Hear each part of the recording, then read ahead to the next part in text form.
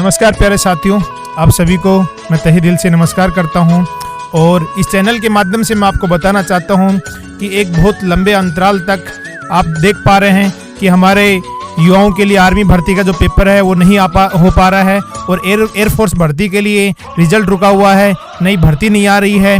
और ग्रामीण क्षेत्र में जो बच्चे सेना में जाने का एक सपना देखते हैं, अपने देश की आन और बान के लिए हम कुर्बान होने का जो सपना देखते हैं, और हमेशा जिनकी आजीविका का साधन अपनी देश सेवा समझते हैं कि हम देश सेवा में ही जिएं और देश सेवा में ही मरें, ऐसे युवाओं का जो सपना है वो साकार नहीं हो पा रहा है। बहुत लंबे समय से ऐसे युवा बहुत निराशा के दलदल में फंसे हुए हैं। तो मैं आपको इस चैनल के माध्यम से बताना चाहूँगा कि हमारे बीच में टोंक जिले से आए रामदेव सर हैं और अन्य सर हैं। तो ये टोंक जिले से चल करके जगह जगह अपनी मुहिम को पहुंचा रहे हैं, और इनका जो कूच है वो दिल्ली की ओर है, और 5 तारीख को देशव्यापी सत्याग्रह ये कर रहे हैं। नई दिल्ली में ये अपनी आवाज़ को पहुंचाने के लिए जा रहे हैं, और ये बताना चाहते हैं कि जो युवाओं का जो सपना है भारतीय सेना में जाने का, वो लंबे समय से लंबित उनका अधूरा चल रहा है, और जल्द से जल्द आर्मी भर्ती का पेपर करवाया जाए, और एक निश्चित कार्यक्रम के द्वारा इनके युवाओं की जो भर्ती का प्रोग्राम है वो बना रहे, ताकि युवाओं में जोश और जुनून है वो बरकरार रहे। प्यारे साथियों, तो मैं आपको ऐसी ही एक शख्सियत से मिलाना चाहूँगा जो अपने लिए नहीं अपने युवाओं के लिए लड़ रहे हैं, अपने युवाओं की आवाज़ हमारी राष्ट्रवादी सरकार तक पहुंचाना चाह रहे हैं। चूँकि राष्ट्रवादी सरकार का उसमें राष्ट्र का बड़ा महत्व होता है, और चूँकि हमारी सेना ने जो हमारे देश के लिए किया है उसकी अमिट जो छाप है पूरे विश्व में है, और हर विश्व चाहता है कि भारत जैसी सेना हमारे भी देश में हो। और ऐसी ही सेना के युवाओं को जब निराशा हाथ लगती है तो कहीं ना कहीं ये सब हमारे लिए एक अच्छी बात नहीं है, क्योंकि हमारे युवा अपने मन से अपने तन से भारतीय सेना को ज्वाइन करना चाहते हैं, अपने भारत की राष्ट्र की सेवाओं के लिए समर्पित होना चाहते हैं, और उनकी आवाज़ को बुलंद करने के लिए हमारे बीच में हैं रामदेव सर, जो आपको बताएंगे कि पिछले काफ़ी दिनों से ये पैदल यात्रा करके दिल्ली की ओर जंतर मंतर पर अपनी आवाज़ पहुंचाने के लिए जा रहे हैं, और ये आपको आगामी सूचना बताएंगे। जी रामदेव सर।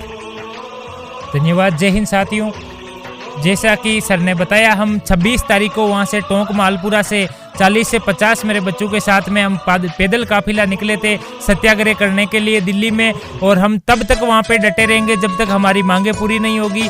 हमने ये वादा किया है कि युवाओं से कि हम तब तक पीछे नहीं हटेंगे जब तक हमारी मांगे पूरी नहीं होगी।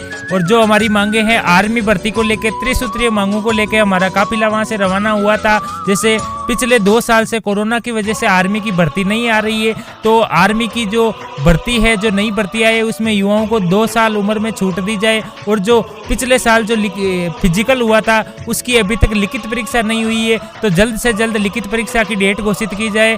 और तीसरी जो हमारी मांग है वो आर्मी का नया शेड्यूल है भर्ती का, वो जल्द से जल्द पारित किया जाए। और एयरफोर्स का भी 2019 के जो फॉर्म भरे हुए हैं उनका अभी तक फाइनल ग्रीन कार्ड नहीं मिला है, उनका रुका हुआ रिजल्ट जल्द से जल्द घोषित किया जाए, उनको जल्द से जल्द ज्वाइनिंग दिया जाए। और नेवी से संबंधित भी हमारी कुछ मांगे हैं, जैसे 97% वाले बच्चे को कोलेटर मिल रहा है, तो सेना में जाने का हर एक युवा को मौका मिलना चाहिए।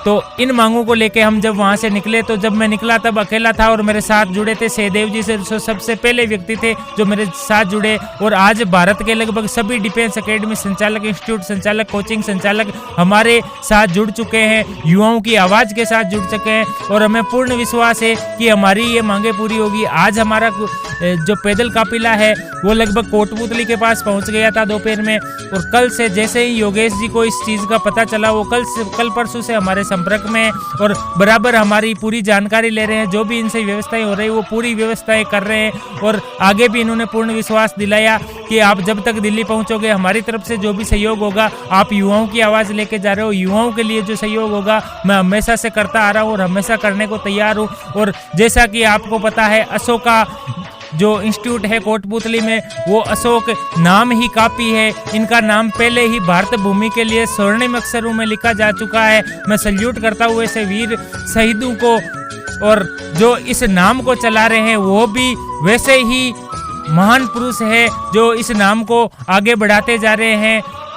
योगेश जी और राजेश जी जो पिछले 2-3 दिन से संपर्क में है, मैं इनको सल्यूट करना चाहता हूँ, दिल से धन्यवाद देना चाहता हूँ। आपका ये सहयोग हम जिंदगी भर याद रखेंगे, ये युवा आपका जो सहयोग है हमेशा याद रखेगा। और जब हमारी आपकी शुभकामनाएं हमारे साथ होगी तो ये जो मुहिम हमने शुरू की है उसमें हमें ज़रूर सफलता मिलेगी। और मैं एक बार सहदेव जी सर जो शुरू से मेरे फर्स्ट दिन जब मैं अकेला चला था, दूसरे दिन से मेरे साथ जुड़े हुए हैं, उनसे भी मैं एक बार आपको रूबरू कराना चाहता हूँ। जय हिंद, नमस्कार दोस्तों। कोटपुतली की इस माटी को नमन है मेरा। और इस माटी के लिए मैं इतना सा कहूँगा कि जो राजस्थानी विरासत है, इसका जो अपन कहते हैं, अपना एक स्लोगन है, पधारो हमारे देश, मेहमान नवाजी। और इस माटी की विशेषताएं हैं क्योंकि ये वीर और वीरांगनाओं की भूमि है। राजस्थान के बारे में कहा जाता है कि है जठे अनूठा छंद, जंग में लड़े कबंद, शीश जो कटे तो आंख वक्ष पर लगी रही।